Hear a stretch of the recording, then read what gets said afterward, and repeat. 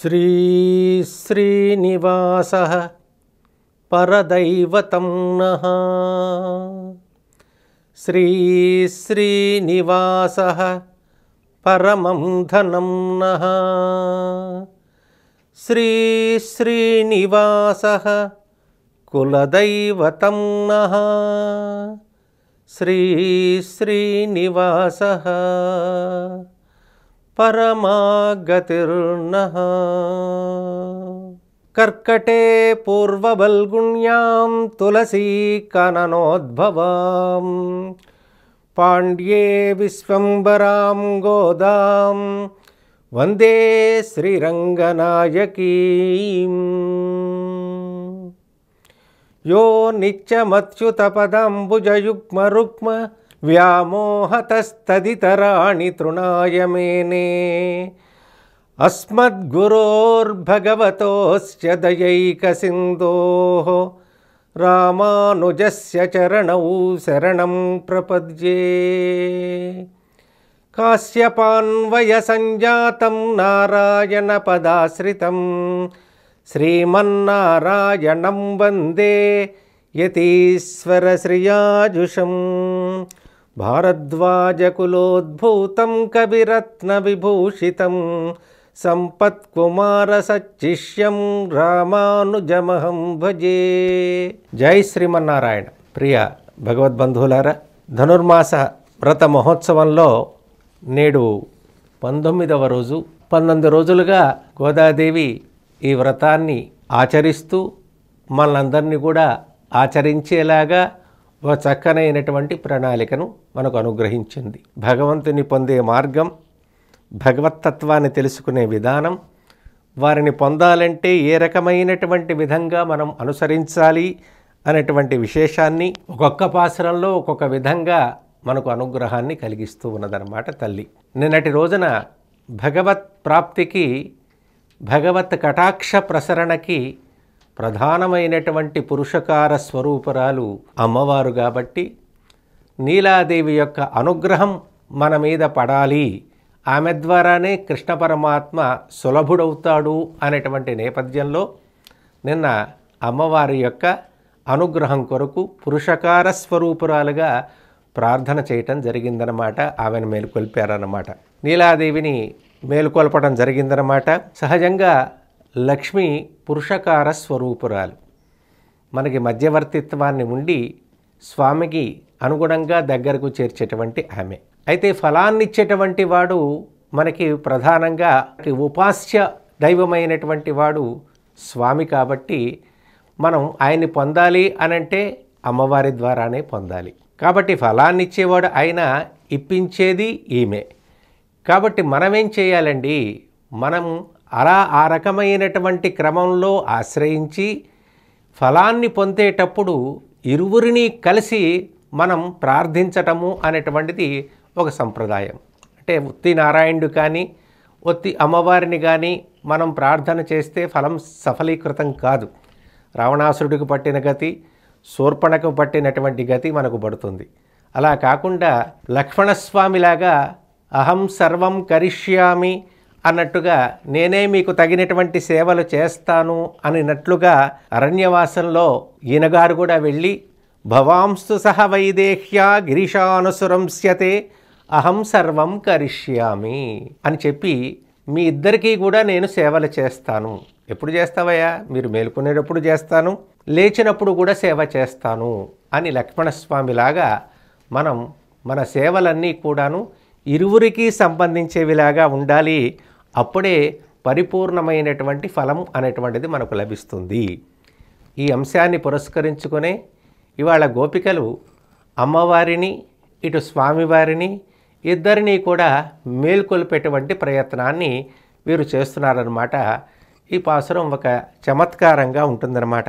అమ్మవారిని ఆశ్రయించారు కదా అనేటువంటి విశేషం చేత, వీళ్ళ యందు ఉన్నటువంటి ప్రేమ చేత, జీవుల యందు ఉన్నటువంటి కారుణ్యం చేత పరమాత్మ తనంతర తానుగా వచ్చి వీరికి కావాల్సినవన్నీ కూడా ఇవ్వాలి అనేటువంటి నేపథ్యంలో ఆమె దగ్గర నుండి లేవటానికి ఉద్యమిస్తాడు, తలుపు తీయటానికి ప్రయత్నం చేస్తాడు. ఈలోపుగా అమ్మవారు యొక్క శారీరకమైనటువంటి సంస్పర్గము చేత స్పర్శ సుఖము చేత తిరిగి ఆమెయందే ఒదిగి ఉండి ఆ స్పర్శానుభూతి చేత ఆమెలోనే ఆనందాన్ని పొందుతూ ఉంటాడనమాట. ఈలోపుగా గోపికలు మళ్ళా అమ్మవారిని కూడా ప్రార్థన చేస్తారు. అమ్మా, నీ యొక్క శారీరకమైనటువంటి నీ యొక్క కనుచూపుల యొక్క అందానికి నీ శారీరక లావణ్యానికి వశుడైనటువంటి వాడు పరమాత్మ కాబట్టి నీవు వచ్చి తలుపు తీయవలసినది అని చెప్పి అమ్మవారిని ప్రార్థన చేస్తూ ఉంటారన్నమాట. ఇది ఒక విలక్షణమైనటువంటి శృంగారభరితమైనటువంటి పాసుర విశేషం అన్నమాట. వారు ప్రయత్నించగా ఆమె అడ్డగించటం, ఈయన ప్రయత్నిద్దాము అనుకుంటే ఆమె అడ్డగించటం, ఈ రెండూ కూడా ఒక చమత్కృతిలాగా ఈ పాసురంలో మనకి కనిపిస్తాయన్నమాట. అంటే పరమాత్మ ముందు వస్తాడు, ఆమె నిషేధిస్తుంది. తర్వాత ఈమె గారు అనుకోవాలనుకుంటుంది, ఆయన గారు ఆమె స్పర్శలో ఉండడం చేత రాలేకపోతుంది. ఈ రెండింటి యొక్క విశేషాన్ని ఈ పాసురంలో చాలా చక్కగా గోదాదేవి మనకు ఆవిష్కరించింది. 19వ పాసురం అన్నమాట. వీరిద్దరూ కూడా ఒక విలక్షణమైనటువంటి శయ్య మీద నిద్రిస్తూ ఉంటారు. ఆ నిద్రిస్తున్నటువంటి శయ్యలో ఈ నీలాదేవితో కలిసి శయనించినటువంటి ఆ మంచాన్ని చూసి గోపికలందరూ కూడా చక్కనైనటువంటి అభినివేశం కలిగినటువంటి వారే ప్రార్థన చేస్తున్నారట. ఈ ప్రార్థన ఏంటో ఎలాంటిదో ఒకసారి మనం పరిశీలన చేద్దాం. ఒకసారి పాసురాన్ని అనుసంధానం చేద్దాం. కుత్తు విళక్కిరియ కొట్టుకాల్ కట్టిల్ మేల్ మెత్తన్ర పంచశయనత్తిల్ మేలేరి கொத்தலர் பொங்குழல் நப்பின்னை கொங்கை மேல் மைத்த கிடந்த மலர் மார்பா வாயு திறவாய் மைத்தடங்கண்ணினாய் நீயுன் மணாலனை எத்தனை போதும் துயளலவட்டாயிகான் எத்தனையேலும் பிறவாத்தகில்லாயால் தத்தவமுன்று தகவு தகவேலொரிம்பாவாய். ஆண்டாள் திருவடிகளே சரணம். குத்து விளக்கிறிய கோட்டுக்கால் கட்டில் மேல் మెత్తన్న పంచశయనత్తిల్ మేలేరి. చాలా విలక్షణమైనటువంటి విశేషం అన్నమాట. గుత్తి దీపము చుట్టూ ప్రకాశిస్తూ ఉండగా ఏనుగు దంతముల చేత చేయబడినటువంటి కోళ్ళ కలిగినటువంటి మంచము పైన, ఆ మంచం ఎలాంటిది అంటే చల్లదనము, మెత్తదనము, తెల్లదనము, ఎత్తు, వెడల్పు కలిగి ఆ పాన్పుపై గుత్తులు గుత్తులుగా వికసిస్తున్నటువంటి పూలు తలలో మునుచుకునేటువంటి ఓ కేశపాసములు కలిగినటువంటి ఓ నీలాదేవి యొక్క వక్షసీమ యందు పరుండినటువంటి విశాలమైనటువంటి వక్షస్థలము కలిగిన ఓ శ్రీకృష్ణ మేలుకొనవయ్యా అని అర్థిస్తున్నారు. అమ్మవారిని కూడా మళ్ళీ ప్రార్థన చేస్తున్నారు. மைத்தடங்கண்ணினாய் நீ உண்மமாலனை எத்தனை போதும் துயலஜவட்டாயகான் எத்தனையேலும் பிறவாத்தగిల్లాయాల్ తత్తవముంటగవు తగవు అని చెప్పి, ఏమిటి, విశాలమైనటువంటి అందమైనటువంటి నీ యొక్క కన్నులకు కాటుక చేత ప్రకాశిస్తున్నటువంటి నేత్ర సౌందర్యం కలిగినటువంటి దానా నీలాదేవి, నీవు నీ ప్రియుని ఎంతసేపు కూడా లేవనీయకుండా అడ్డగిస్తున్నావమ్మా. ఈ మాత్రం కూడా నీవు ఎడబాటు ఓర్చుకోలేవా? ఇది నీ స్వరూపానికి స్వభావానికి తగినటువంటిదేనా? కనుక నీ స్వరూపానికి అనుగుణమైనటువంటి కారుణ్యం చేత మాకు స్వామిని అనుగ్రహింపచేయవలసినదిగా మేము ప్రార్థిస్తున్నామమ్మా, అనుగ్రహించవలసినది అని ప్రార్థన చేస్తున్నారన్నమాట ఈ పాసురంలో. ఈ రకమైనటువంటి విశేషం చేత ఎలాంటిది, గుత్తి దీపంతో చుట్టూ కూడా వెలుతు ప్రకాశిస్తూ ఉందిట. అది ఎలాంటి దీపం అండి? గుత్తి దీపము అని అంటున్నారు. అది 5 ముఖాలుగా వికసిస్తూ ఉంటుందన్నమాట. ఎక్కడ చుట్టూ కూడా వెలుగుతూ అన్ని చోట్ల కూడా తన యొక్క దీపశిఖల చేత కాంతిని విరజిమ్లుతూ మంచి స్పష్టంగా కనిపింపజేసేటువంటి ఒక విలక్షణమైనటువంటి కాంతి కలిగినటువంటి దీపము అని అంటారు. దీన్నే గుత్తి దీపము అని అంటారన్నమాట. ఆ దీపం యొక్క వెలుగులో వీరు అద్వితీయమైనటువంటి దంతపు కోళ్లతో చేయబడినటువంటి మంచం మీద వీరు నిద్రిస్తూ ఉన్నారన్నమాట.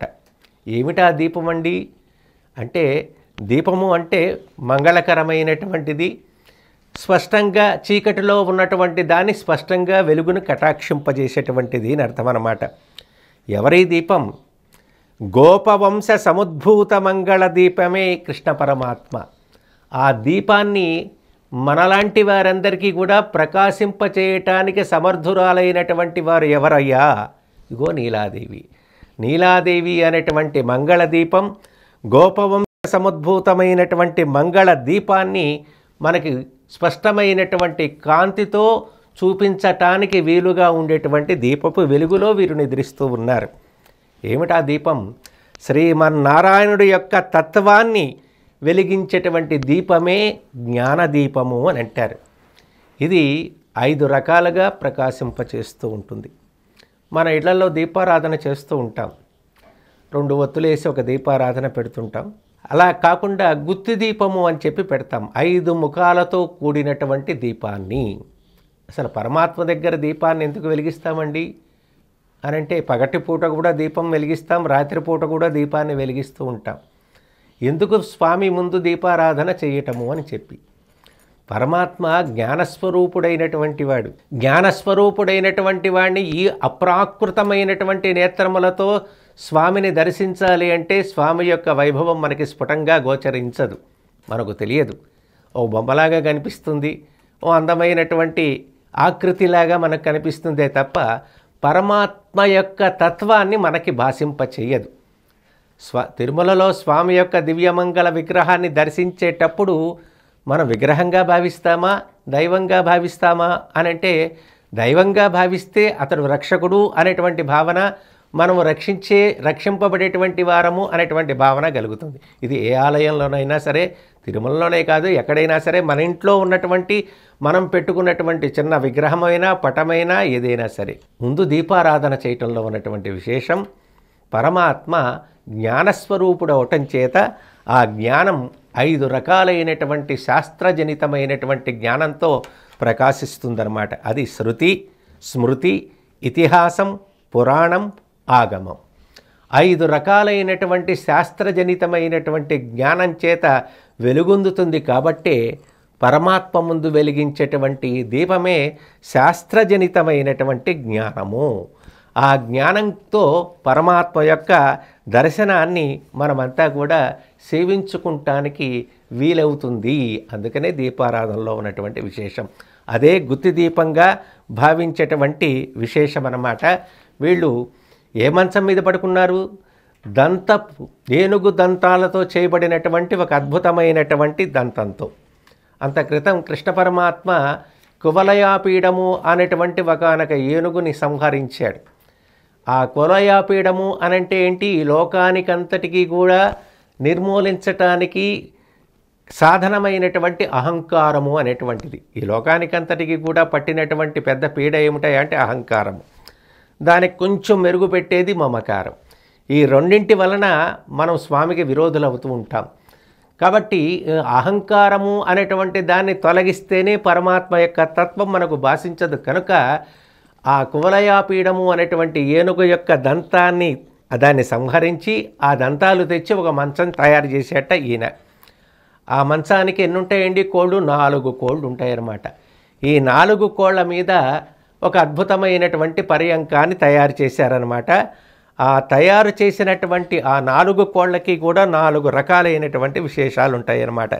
ఏమిటది విశేషాలు అంటే, ఒకటి కర్తృత్వంలో అహంకారము పోవుట, భోక్తృత్వంలో అహంకారము తొలగుట, జ్ఞాతృత్వంలో అహంకారము తొలగుట, శేషత్వంలో అహంకారము తొలగుట. ఈ 4 కూడా మనకు సంబంధించినవే. మనకు సంబంధించినటువంటివే ఆ 4 కోళ్ళు అన్నమాట. ఆ 4 కోళ్ళ మీద వారు శయనించి ఉన్నారు. అంటే మనం ఏదైనా పని చేసేటప్పుడు ఇది నేను చేస్తున్నాను అని భావిస్తూ చేస్తూ ఉంటాం.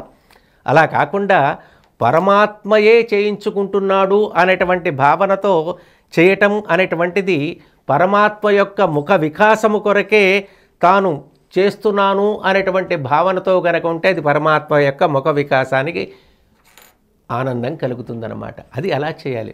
మనం ఏది చేసినా ఈ లోకంలో పరమాత్మ యొక్క అనుగ్రహంతోనే చేస్తున్నాము అని భావించాలి. లేదండి నేను ఏదైనా తెలుసుకుంటున్నాను అనుకుని మనం అహంకారంతో నేనే తెలుసుకున్నానండి అని గనక భావించినట్లయితే అది అహంకారం అవుతుందన్నమాట. అలా కాకుండా పరమాత్మ కటాక్షం చేత పరమాత్మ అనుగ్రహం చేత కలిగినటువంటి జ్ఞానం చేత ఈ లోకంలో తెలుసుకోగలుగుతున్నాను తప్ప నా వలన ఏమీ లేదు అనేటువంటి భావన కలిగి ఉండాలి. ఇది రెండో రకమైనటువంటి విశేషం అన్నమాట. నువ్వు ఎవరికి చెందినవాడవయ్యా అనంటే లోకంలో సహజంగా అతనికి గనక ఆస్తులు ఉంటే అలాంటి గొప్ప ఆసామినండి, లేకపోతే జ్ఞానవంతుడనండి, అధికారం కలిగినటువంటి వాడనండి, బలగం కలిగినటువంటి వాడనండి అని చెప్పి కొన్ని సంబంధాలతో నేను అనేటువంటి భావనతో మనం చెప్పుకుంటూ ఉంటాం. అంటే శరీరమే ఆత్మ అనేటువంటి భావన చేత.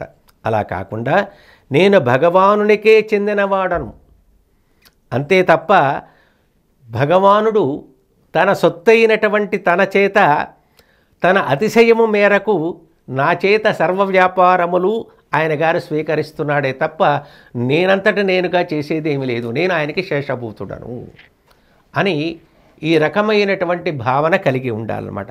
అంటే కర్తృత్వంలో అభిమానం తొలగాలి, శేషత్వంలో అభిమానం తొలగాలి, అలాగే భోక్తృత్వంలో అభిమానం తొలగాలి, జ్ఞాతృత్వంలో అభిమానం తొలగాలి. ఈ రకమైనటువంటి అభిమానాలు తొలగినటువంటి వాడు అహంకారరతుడై సమస్తము కూడా పరమాత్మకు సంబంధించినటువంటి వాడుగా అవుతాడు. కనుక అలాంటి మంచం మీద వీరు పడుకున్నారు ఆ 4 కోళ్ళు అలాంటివన్నమాట. మనం అందరం కూడా జీవులం కాబట్టి జీవించి ఉన్నంత వరకు ఈ శరీరం పాంచభౌతికమైనటువంటి శరీరం. ఈ పాంచభౌతిక శరీరాన్ని ఏమంటారు అంటే స్థూల శరీరము అని అంటారు. ఈ శరీరం పరమాత్మ ఉన్నంత వరకు చూస్తుంది, వింటుంది, పలుకుతుంది, తింటుంది, గ్రహిస్తుంది, అన్నీ చేస్తుంది. ఒకరోజు పరమాత్మ ఈ శరీరం నుండి లేస్తాడు. అప్పుడు ఈ శరీరం ఏమవుతుంది? పడిపోతుంది. ఆ పడిపోయిన తర్వాత ఈ స్థూల శరీరము నుండి ఒక విలక్షణమైనటువంటి సూక్ష్మ రూపం బయలుదేరుతుందన్నమాట. అదే ఆత్మస్వరూపం అన్న మనలో అంతర్యామిగా ఉన్నటువంటి పరమాత్మ అన్న మనం అనుకుంటూ ఉంటాం. కానీ ఈ స్థూల శరీరానికి సంబంధించినటువంటిదంతా కూడా దహన సంస్కారాలతో దానికి సంబంధించినదంతా కూడా తొలగిపోతుంది. ఈ శరీరం పడిపోగానే దీన్ని దహన సంస్కారాలు చేస్తారు. అప్పుడు దేహ సంబంధమైనటువంటి దోషాలన్నీ కూడా తొలగిపోతాయి, పాపాలన్నీ కూడా తొలగిపోతాయి. ఈ దేహాన్ని అంటిపెట్టుకున్నటువంటి ఎముకలు కొన్ని ఉంటాయి ముఖ్యమైనటువంటి స్థానాల్లో, అస్థికలు అని అంటారు. వాటిని సేకరించి గంగా నదిలో దాన్ని నిమజ్జనం చేస్తాము. ఎందుకని? గంగా పవిత్రమైనటువంటి నీటి కనుక. ఎందుకని? స్వామి యొక్క పాదస్పర్శ చేత పవిత్రమైనటువంటి గంగాజలం అవటం చేత, ఆ జలంలో కనపడటం చేత అస్థిక సంబంధమైనటువంటి దోషాలన్నీ కూడా తొలగిపోతాయి. ఈ రెండూ తొలగుతాయి. ఇక ప్రధానమైనటువంటిది ఉంటుందన్నమాట. ఈ జీవుడు సూక్ష్మ రూపంలో వాడు చేసుకున్నటువంటి పుణ్య పాప రూపమైనటువంటి విధానం చేత పుణ్యరూపం చేసుకుంటే అర్చిరాది మార్గం ద్వారా బయలుదేరుతాడు. లేదు దోషరహితమైనటువంటి కార్యాలు చేసినట్లయితే అసూర్య నామతే లోక అంధేన తమసావృత తాంస్తే ప్రేత్యాపి గచ్చంతి ఏకేచాత్మని హనోజన అన్నట్లుగా చీకటి లోకాలకి వెళతాడు. తనంటే ఏంటో తెలియనటువంటి ఒక చీకటి లోకానికి వెళ్ళి తాను అధోగతి పాలవుతాడు, స్వరూపాన్ని నాశనం చేసుకున్నవాడు అవుతాడనమాట. ఇక తెలుసుకున్నటువంటి వాడు అర్చరాది మార్గం ద్వారా ఆయా లోకాలకు దాటుకుంటూ వెళ్తాడు. ఆ వెళుతున్నటువంటి ఆ జీవుడికి ఆయా లోకాల్లో ఉన్నటువంటి వారందరూ కూడా స్వాగత సత్కారాలు చేస్తారు. ఆహా, ఎంత గొప్పవాడివిరా, నీ జీవితాన్ని చక్కగా రాణింపజేసుకున్నావు, స్వరూప జ్ఞానం కలిగినటువంటి వాడవయ్యావు, పరమాత్మ సందర్శన భాగ్యానికి యోగ్యుడవయ్యావు అని చెప్పి వారందరూ కూడా సత్కారం చేస్తూ విరజా నది దగ్గరికి వస్తారు. ఆ విరజా నది దగ్గరికి రాగానే దానిలో ఒక మునక వేస్తాం.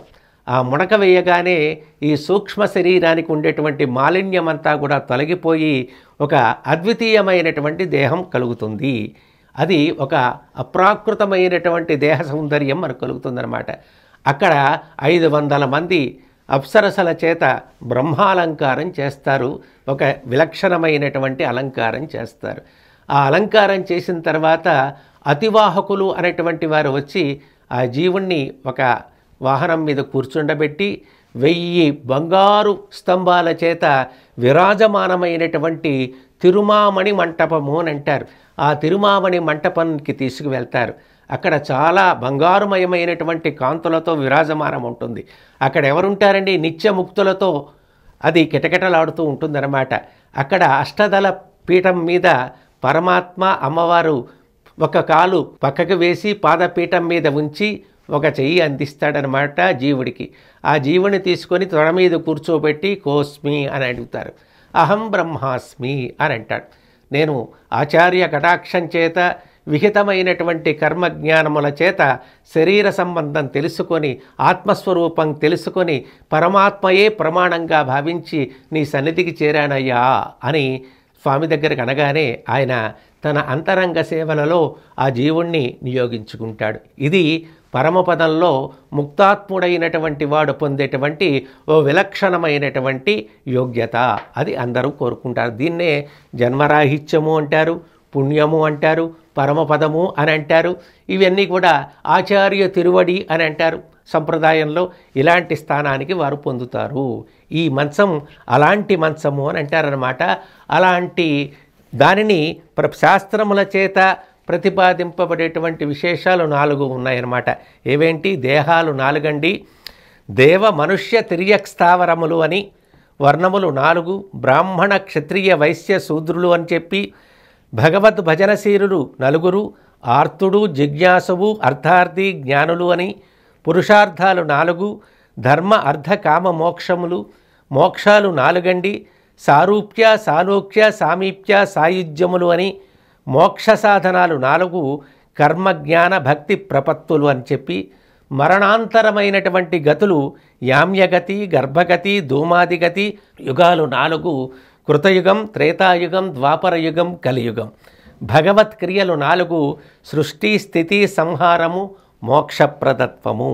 కాబట్టి ఇలాంటి అద్వితీయమైనటువంటి శాస్త్ర ప్రతిపాదము చేత నిరూపింపబడినటువంటి సమస్త సర్వాయాసములను పోగొట్టేటువంటి ఒక విలక్షణమైనటువంటి శయ్య మీద ఈ యొక్క నీలాకృష్ణులు ఇద్దరూ కూడా నిద్రించి ఉన్నారు, శయనించి ఉన్నారు.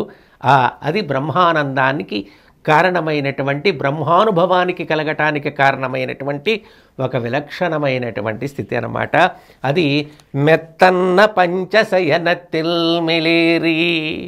అది చాలా అద్భుతమైనటువంటి పరుపు అన్నమాట. ఇవాళ మనం మామూలుగా రకరకాల ₹1,00,000 పరుపు, ₹2,00,000 పరుపుతో పడుకుంటుంటాం. కానీ పడుకున్నా నిద్ర రావాలి కదా, నిద్ర పట్టాలి కదా. కొంతమందికి ఉన్నా కూడా పడుకోవటానికి అవకాశం ఉండదు. శారీరకమైనటువంటి ఇబ్బందుల చేత, తాను చేసుకున్నటువంటి కర్మల చేత ఉన్నా అనుభవించలేని వారు కొంతమంది ఉంటారు. లేనివాడు కూడా అనుభవించని వాడు కొంతమంది ఉంటారు. లేక అనుభవించేవాళ్ళు కొంతమంది, ఉండి అనుభవించలేనటువంటి వాళ్ళు కొంతమంది ఈ లోకంలో మనకు తెలిసినటువంటి వాళ్ళు ఉంటారు. కానీ మనకి పరమాత్మ ఇచ్చినటువంటి సుఖం ఎక్కడైనా సరే మంచి నిద్ర కావాలి. ఈ పర్యంకము చాలా విలక్షణమైనటువంటి పర్యంకం అన్నమాట. ఎలా ఉంటుందిట? వేసవి కాలంలో చల్లదనాన్ని కలిగిస్తుందిట, శీతాకాలంలో వెచ్చదనాన్ని కలిగిస్తుందిట, చాలా చక్కనైనటువంటి పరిమళం కలిగినటువంటిదిట. అది ఎప్పుడు ఎంతమంది వచ్చి పడుకున్నా దాని యొక్క తెల్లదనం మారదుట, ఎప్పుడూ తెల్లగానే ఉంటుందిట. మరి పైపెచ్చు చాలా మెత్తదనాన్ని కలిగిందిట. అంతేకాదు అది చాలా విస్తృతమైనటువంటిది, చాలా వెడల్పైనటువంటిది. ఇలాంటి 5 రకాలైనటువంటి విశేషణం కలిగినటువంటి మెత్తన్న పంచశయనతిల్, పంచశయనము అని అంటారన్నమాట. ఈ పంచశయనము మీద వారు పడుకొని ఉన్నారన్నమాట. ఇది చాలా అద్భుతమైనటువంటి పర్యంకము. ఇందాక నేను చెప్పాను కదా, అలాంటిదన్నమాట. ఎంతమందో యోగ్యత కలిగినటువంటి వారు పరమాత్మను తెలుసుకోవటానికి 1000 మంది ప్రయత్నం చేస్తే ఒక్కరు ఆయన యొక్క యథార్థమైనటువంటి రూపాన్ని తెలుసుకోవటానికి సానుకూలమవుతుంది అని చెప్పాడనమాట పరమాత్మ. కాబట్టే ఆ పరమాత్మ యొక్క స్వరూప స్వభావాన్ని తెలుసుకోవాలి అంటే అర్ధపంచక జ్ఞానము అనేది మనకు అవసరం అన్నమాట. ఈ అర్ధపంచక జ్ఞానం తెలుసుకున్నటువంటి వారందరికీ కూడా పరమాత్మ యొక్క యథార్థమైనటువంటి స్వరూపానికి స్వభావాన్ని తెలుసుకోవటానికి అర్హత కలిగినటువంటి వారు. ఏమిటండి అది? ప్రాప్యస్య బ్రహ్మణో రూపం ప్రాప్తుశ్చ ప్రత్యగాత్మనః ప్రాప్త్యుపాయం ఫలం ప్రాప్తే తదా ప్రాప్తి విరోధి చ వదంతి సకలా వేదాః ఇతిహాస పురాణకాః మునయశ్చ మహాత్మానః వేద వేదాంత పారగాః. ఇది అర్ధపంచక జ్ఞానాన్ని గురించినటువంటి విశేషాన్ని తెలిస్తే ఏమిటది? సహజంగా మనందరం తెలుసుకోవాల్సింది 5 విశేషాలన్నమాట. మనం పొందేటువంటి ప్రాప్యమైనటువంటి బ్రహ్మ యొక్క స్వరూపాన్ని తెలుసుకోవాలి. పరమాత్మ యొక్క స్వరూపాన్ని మనం తెలుసుకోవటానికి ముందుగా ప్రయత్నం చేయాలి.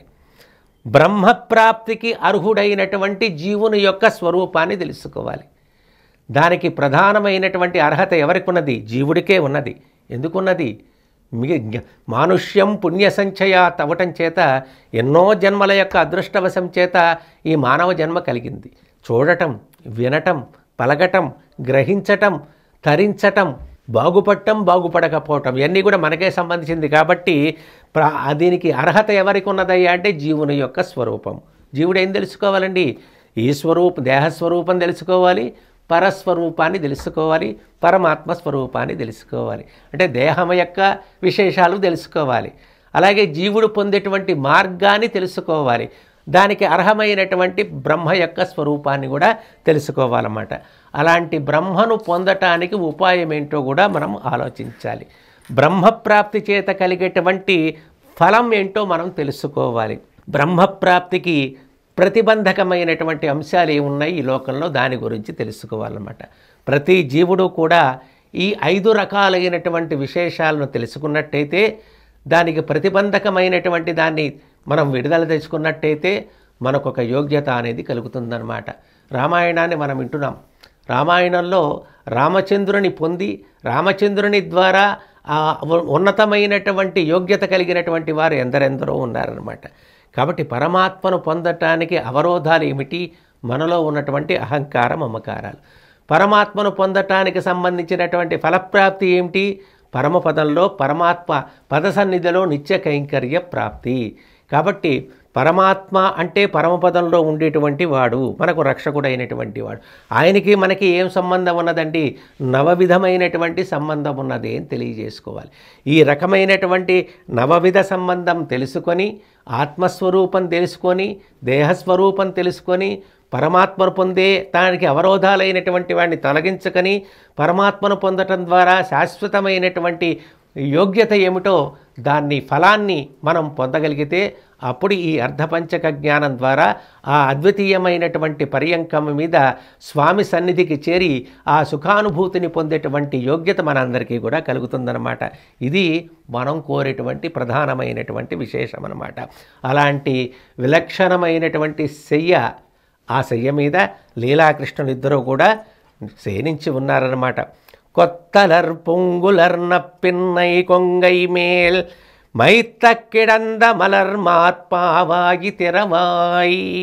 ఈమె లీలాదేవి కూడా ఆయన్ని కలిసి పడుకొని ఉండటం చేత ఆమె కేశపాసముల యొక్క విశేషమేమో ఆమె పెట్టుకున్నటువంటి పూలన్నీ కూడా గుత్తులు గుత్తులుగా వికసిస్తున్నాయట. ఎందుకని? కాలహ కలయతామహం. కాలస్వరూపుడు ఎవరండి? పరమాత్మ అన్నమాట. పరమాత్మ యొక్క హస్తస్పర్శ చేత పరమాత్మ యొక్క స్పర్శయే ఆ పుష్పానికి వికసించటానికి కారణమన్నమాట. కాబట్టి అలా ఈ లీలాదేవి పరమాత్మ యొక్క స్పర్శ చేత ఆ రకమైనటువంటి వికాసాన్ని అందింది. పూలు గుత్తులు గుత్తులుగా వికసిస్తూ ఉన్నాయన్నమాట. తలుపు తీయటానికి సిద్ధపడగానే కృష్ణ పరమాత్మ అడ్డగిస్తాడనమాట. ఆమెను మంచం మీద తిరిగి లాక్కొని ఆమె యొక్క స్పర్శ సుఖాన్ని అనుభవిస్తూ ఆమెను లేవనీయకుండా చేస్తాడు. అప్పుడు మళ్ళా గోపికలు మళ్ళా ప్రార్థన చేస్తున్నారన్నమాట. పరమాత్మను సంబోధిస్తూ ఉన్నట్ట. ఆమె యొక్క సహజమైనటువంటి సౌందర్యానికి వశపడినటువంటి వాడివే కదా నీవు. ఆమె యొక్క అనుగ్రహమే మాకు ప్రధానమైనటువంటిది కదా. ఎలాగా? అనన్యా రాఘవేణాఘం భాస్కరేణ ప్రభాయథ అన్నట్టుగా సూర్యుడితో కాంతిని విడదీసి చూపరానట్లుగా నిన్ను విడిచి అమ్మ ఒక క్షణమైనా ఉండటానికి తగినటువంటిది కాదు కదా. కాబట్టి మాలాంటి వారందరికీ కూడా మీ యొక్క అనుగ్రహమే ప్రధానమైనటువంటిది కనుక అమ్మవారి యొక్క అనుగ్రహమే మాకు స్వామిని చేర్చటానికి ప్రధానమైనటువంటి లక్షణం కనుక స్వామి అనుగ్రహింపుమా అని ప్రార్థన చేశారు. ఆ తర్వాత మళ్ళా తలుపు తీయలేదు. మళ్ళా అమ్మవారిని ప్రార్థన చేస్తున్నారు. మైత్తడంకండి నాయ్. అంత క్రితం ఆ యొక్క స్పర్శ సుఖానుభూతి చేత పుష్పాలన్నీ గుత్తులు గుత్తులుగా వికసించాయి. ఆ అనుభూతిని ఆమె గారు లేచి తీయాలి అనుకున్నది, కానీ స్వామి పడనీయలేదు. మళ్ళీ అమ్మవారిని ప్రార్థన చేస్తున్నారు. కాటుక చేత విశాలమైనటువంటి నేత్రము కలిగినటువంటి దానా, ఎందుకని? పరమాత్మ నిన్ను విడిచి క్షణకాలమైనా జీవించలేను అని అన్నాడు. నజీవేయం క్షణమపి వినాతామసితే క్షణం అన్నాడు రామచంద్రుడు.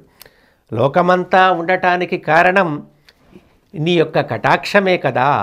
ఆ కటాక్షమైనటువంటి కారణానికి స్వామి కారణమైతే ఆ కారణానికి అనుగ్రహాన్ని చూపించేటువంటి దానివి నీవే కదా. కాబట్టి నీవు నీ స్వభావానికి విరుద్ధంగా ఈ రకంగా ఉండటం తగినటువంటిది కాదు కదా. ఎందుకని? నీ ప్రియుని విడిచి నీ ఒక్క క్షణమైనా ఉండలేవా? ఎందుకనిమ్మా? మాకు తెలుసును.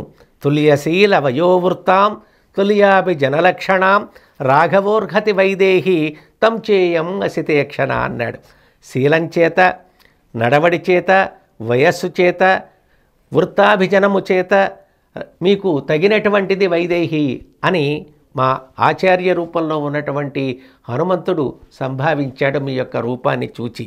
కాబట్టి ఆ కాటుక అందం మాకు అనుగ్రహాన్ని కలిగించే వాత్సల్యాన్ని చూపించేది. కాబట్టి ఆ వాత్సల్యం మా మీద అనుగ్రహించటానికే కదా. కాబట్టి నీ ప్రియునితో నీ యొక్క స్వామి యొక్క అనుగ్రహాన్ని మాకు కలిగింపచేయము. ఇది నీ యొక్క స్వరూపానికి స్వభావానికి విరుద్ధమైనటువంటి పని కదా అమ్మా. నీవు ఎలాంటి దానివి? పురుషకార స్వరూపురాలవు. స్వామి కంటే ముందుగా మాకు దర్శనమిచ్చి మమ్మల్ని తీర్చిదిద్ది స్వామి వద్దకు చేర్చి ఇటు స్వీకరించేలాగా అంగీకరించేలాగా తీర్చవలసినటువంటి అఖిల జగన్మాతవ కదా నీవు. అశరణ్య శరణ్యురాలవ కదా నీవు. బిడ్డలకు ఉపకరించేటువంటి తల్లివి కదా. దిక్కులేనటువంటి వారికి దిక్కువై నిలిచేటువంటి దానవ కదా నీవు. దేవదేవ దివ్యమహిషివై అంతఃపురములో స్వామి చెంతన ఉండటం కాదమ్మా నీ యొక్క బాధ్యత. మమ్ములను స్వామికి అనుగ్రహించేలాగా ఉపకరించటమే నీ స్వరూపానికి తగినటువంటి విశేషం. కాబట్టి అనుగ్రహించవలసినది అని చెప్పి అటు స్వామిని ఇటు అమ్మని ఇరువురిని కూడా వారి యొక్క సహజ సిద్ధమైనటువంటి సౌందర్యం చేత ప్రార్థన చేశారు. మొట్టమొదట స్వామి రాబోయాడు. ఆమె గారు అడ్డగించింది. ఈమె సహాయం చేయాలి అనుకున్నది, స్వామి అడ్డగించారు. ఇది మీ స్వరూపానికి విరుద్ధము అని చెప్పి గోపికలు బతిమిలాడి లక్ష్మీనారాయణ స్వరూపులైనటువంటి మీరే మాకు ఉపాస్యులు, మాకు అనుగ్రహ సంపన్నులు అని చెప్పి ఈ పాసురంలో గోదాదేవి ఒక విలక్షణమైనటువంటి అంశాన్ని ఆవిష్కరించింది. జై శ్రీమన్నారాయణ.